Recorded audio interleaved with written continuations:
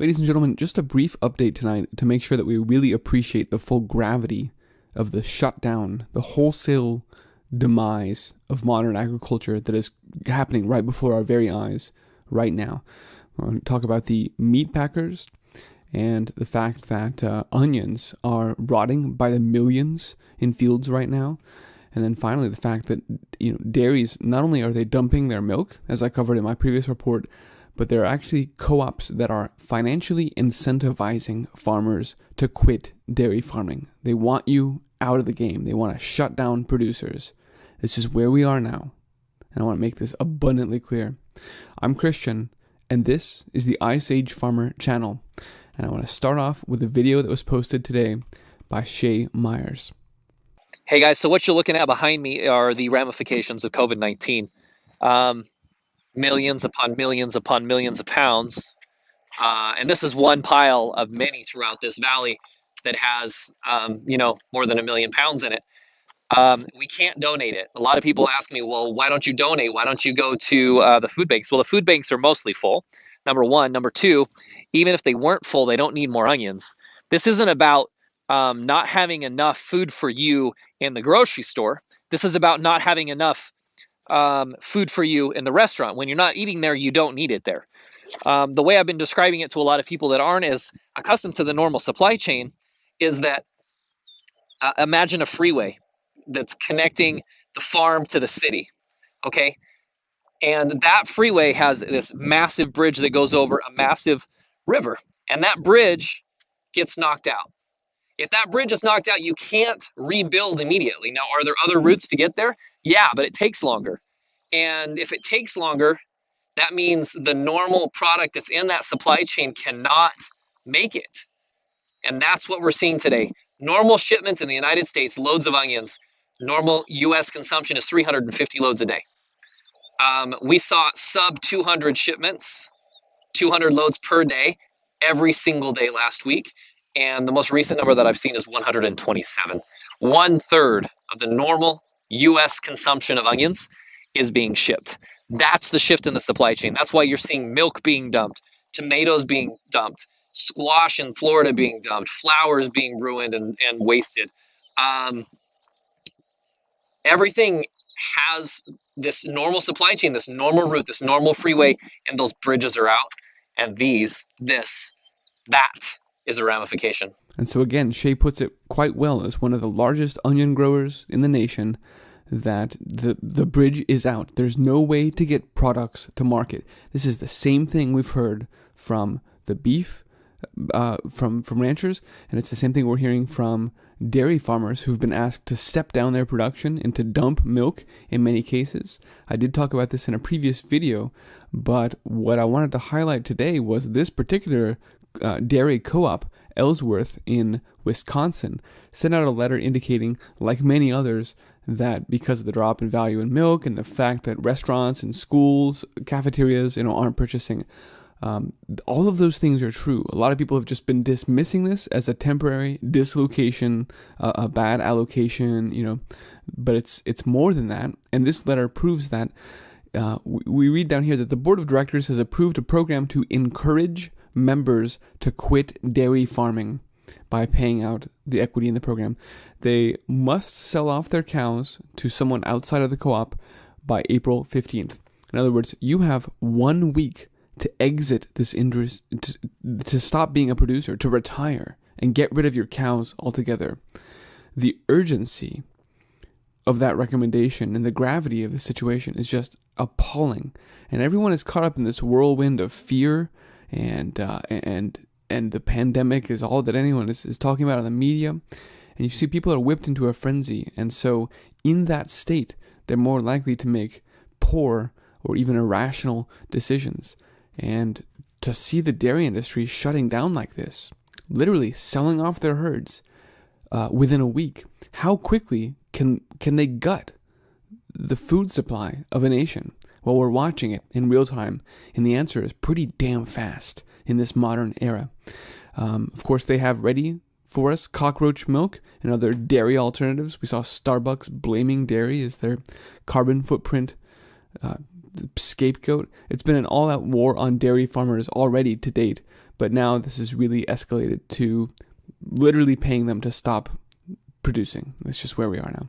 Now, the same situation is true, as I said, across 3 different vectors tonight. The onions, where they can't get to market, the dairy, where they're incentivizing people to quit, and then here with the meat processors shutting down. Ranchers have no place to take their beef or their pork in many cases to get it slaughtered. And we can read down here, zoom in. Most processors I work with have seen a significant increase in worker absenteeism, so they're not able to run their production lines as quickly as possible. Their boning lines, everything is shut down, slowed down minimally. Whether that's due to the actual virus, the actual sickness, or childcare issues because the schools are shut down, which I just want to point out that would be a side effect of the government totalitarian response, or even fear of contracting the disease, which I just want to point out would be a side effect of the media overhyping this disease completely, is unclear. In other words, most of what's going on now has nothing to do with people that are sick. It's because of these ridiculous shutdowns imposed by the government and the media hype that's actually causing these food shortages to materialize. That's what's making the situation go critical right now. In some cases, the decline in available workers is severe.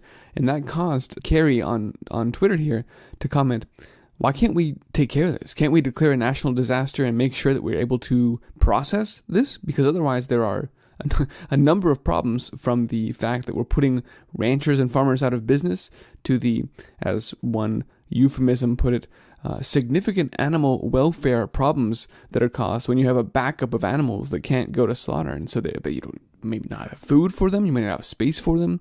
This is causing problems. It's a logjam throughout the production supply chain.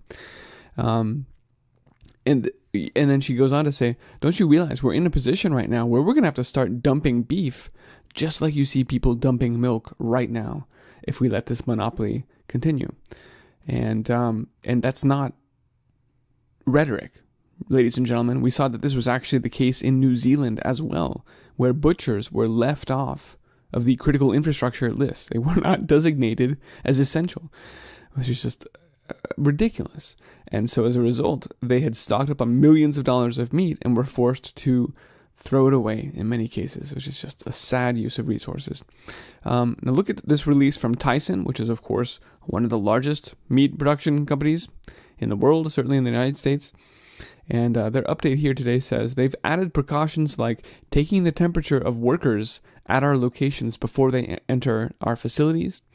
And while that's being done with a thermometer right now, we're even adding infrared temperature scanners throughout the factory, so we can just immediately tell if someone gets a fever and send them home.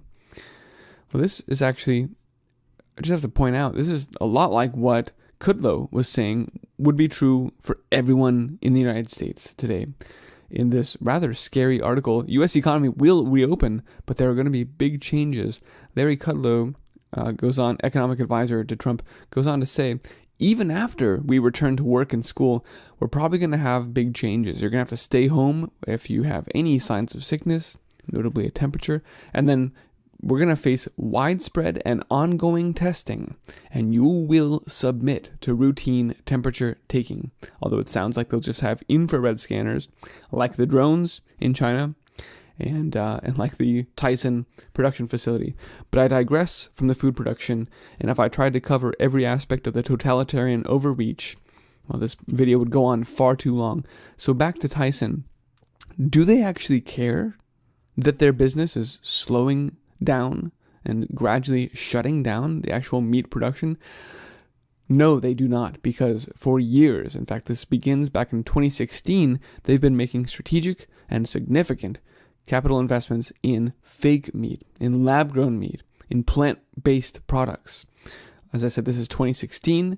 Tyson is making investments in the fake meat space.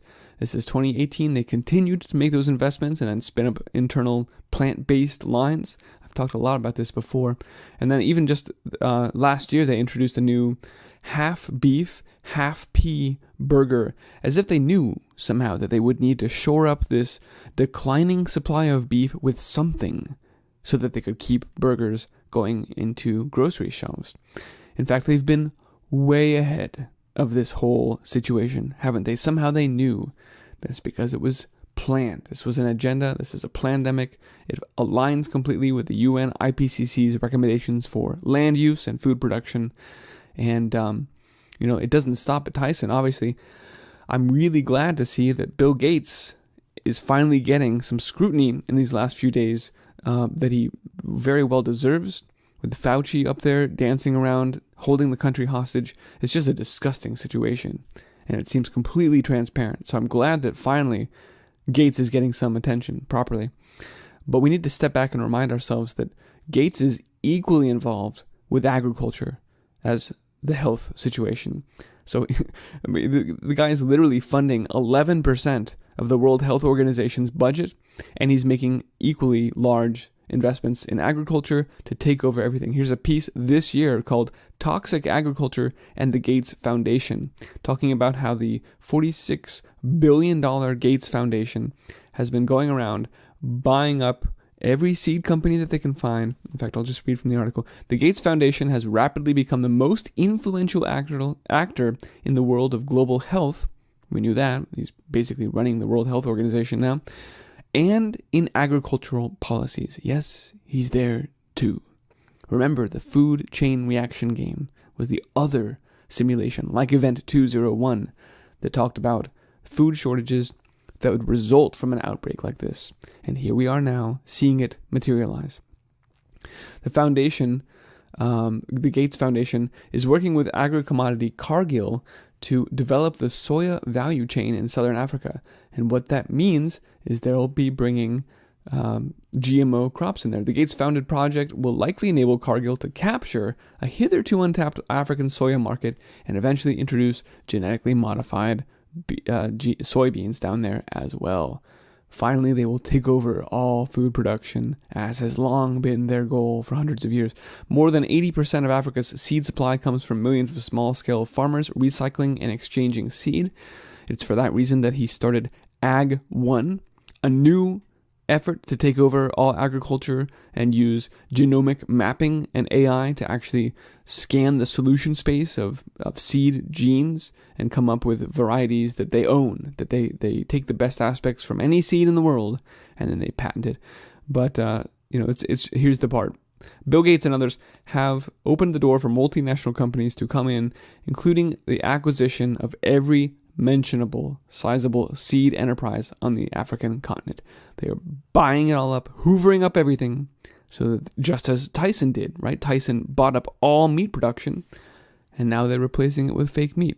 And that's exactly what's happening here. They're buying up all the seed production, and they're doing their genomic mapping, and they will replace real heirloom genetics with their transhumanist seeds. It's a crazy situation, but this is what's playing out right now. Gates Foundation, yes, is a heavy pusher of both agrochemicals and patented seeds. So this is just a continuation of the Rockefeller weaponized USDA. Again, for hundreds of years, it's been a part of the War Department, part of the policy that was pushing toxic agricultural practices out to the rest of the world from the U.S. I wanted to also point out this gated development essay on whether the Gates Foundation is a force of evil or not. And I don't think we need to really talk about that here. It's pretty clear that they're doing terrible things to the world food supply and the world's health situation. So, folks, I'll leave it there because I really just wanted to highlight the fact that that it's both crops and then the meat production, beef and pork and poultry all. And then again, that the dairy is not just dumping their milk. This is not a temporary supply chain interruption. They are incentivizing people to shut down. This is a wholesale demolition, a controlled demolition of our food supply. And I hope you're taking steps today and every day to be able to produce your own food and grow a community around you that is doing the same thing and working together. Please pass on this warning. I would love for this not to be true. every day I look for signs. I mean, are we reading too much into this? But it just gets worse and worse. And now we see they are buying out dairy farmers, trying to get them to stop producing for good. This is like when the Port of LA suffered a 40% volume decrease on their containers, and that was a temporary interruption.